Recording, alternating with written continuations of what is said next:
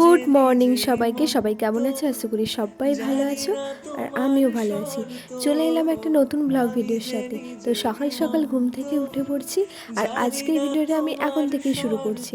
আর আজকে দেখো এত রোদ বেরিয়েছে, মনেই হলো না যে কাল এত ঝড় বৃষ্টি। আর এদিকে পুরো মাঠ জুড়ে জল জমে আছে, আর খুব গরমও পড়েছে। তো যাই হোক, চলো স্নানটা করে নেওয়া যাক। আর আজকে যাব আমি কিন্তু আমার দিদির বাড়ি। তো ফার্স্ট যাব একটু স্ক্যান সেন্টারে, দেন সেখান থেকেই সোজা চলে যাবো দিদির বাড়ি। আর এত গরম পড়েছে না, যে কারণে ঘরের মধ্যে থাকতে ইচ্ছে করছে না, ঠিকঠাক মতো হাওয়াও দিচ্ছে না, আর ভালোও লাগছে না। তো কোথা দিয়ে আমার ছুটির দিনগুলোও কেটে যাচ্ছে বুঝতেও পারছি না। তো যাই হোক, দেখো আমি এখন স্নান করে চলে এসেছি। আর এই গরমে মনে হয় সারাদিনে 3-4 বার করে স্নান করি। চলো রেডি হয়ে নিই, রেডি হয়ে একদম তোমাদের সাথে কথা বলছি।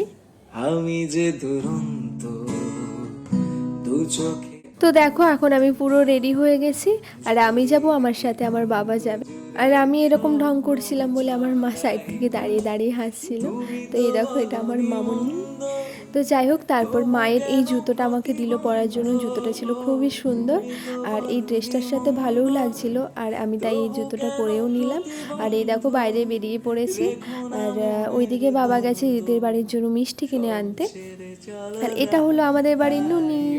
তো আমাদের এই ছোট্ট নুনি এই রোদের মধ্যেও বাইরে দাঁড়িয়ে দাঁড়িয়ে খড় খাচ্ছে, আর মা ওকে একটু খড় খাইয়েও দিল।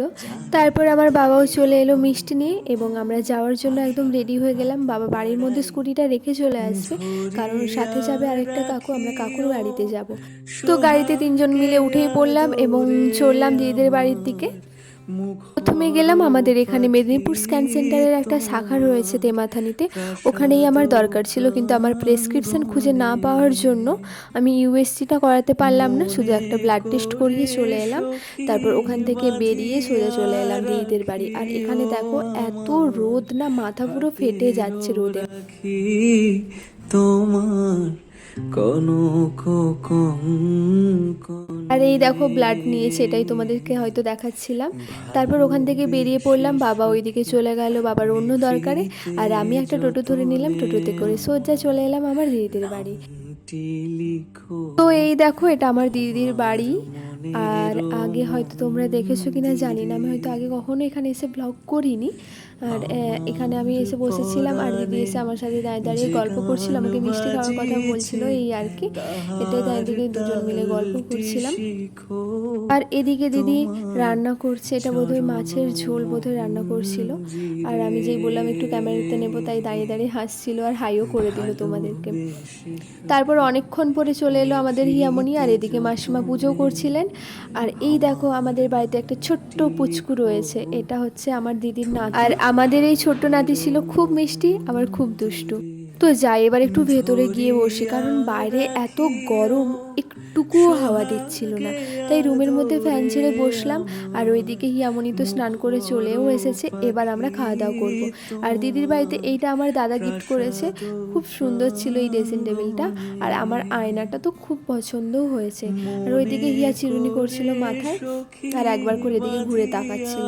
তো তারপরে আমরা খাওয়া দাওয়া কমপ্লিট করে একেবারে শুয়ে পড়েছি, এবং ঘুমানোর পরে আমরা বিকেলে যাব আবার হিয়ার গানের টিউশন রয়েছে ওখানে।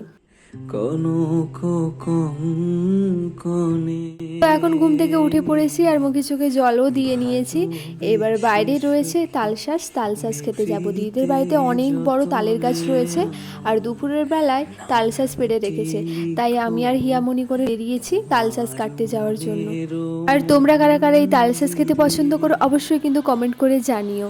তো যাই হোক, এবার আমরা তালশাঁস খেতে থাকি। আর আজকে তোমাদের ভিডিওটি সবার কেমন লাগলো অবশ্যই কিন্তু কমেন্ট করতে একদম ভুলবে না, এবং চ্যানেলে নতুন হলে চ্যানেলটি সাবস্ক্রাইব করে দিও, এবং ভিডিওটি ভালো লাগলে একটা লাইক করে দিও, এবং বন্ধুদের সাথে শেয়ার করে দিও। দেখা হবে একটা নতুন কোনো ব্লগ ভিডিওর সাথে। সবাই সুস্থ থেকো, ভালো থেকো, সবাইকে টাটা, বাই। ভালোবেসে সখী নিভৃতে যতনে।